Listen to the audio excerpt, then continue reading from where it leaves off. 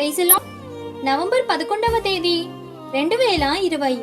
ఈ రోజు దేవుని వాగ్దానం. నీతిమంతుల కొరకు వెలుగును, యథార్థ హృదయుల కొరకు ఆనందమును విత్తబడి ఉన్నవి. కీర్తనల గ్రంథం 97వ అధ్యాయం 11వ వచనం. దేవుని నమ్ముకున్న విశ్వాసి ఎక్కడ ఉన్నా ఆనందంగానే ఉంటారు.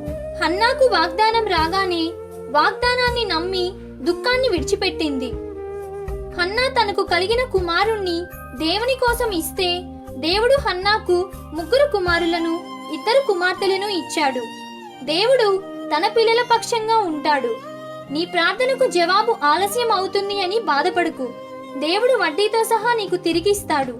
కాబట్టి ఈ దిన వాగ్దానం మీ అందరి జీవితంలో నెరవేరాలని కోరుకుంటూ దేవుని సువార్త పరిచర్యలో మీ సహోదరి.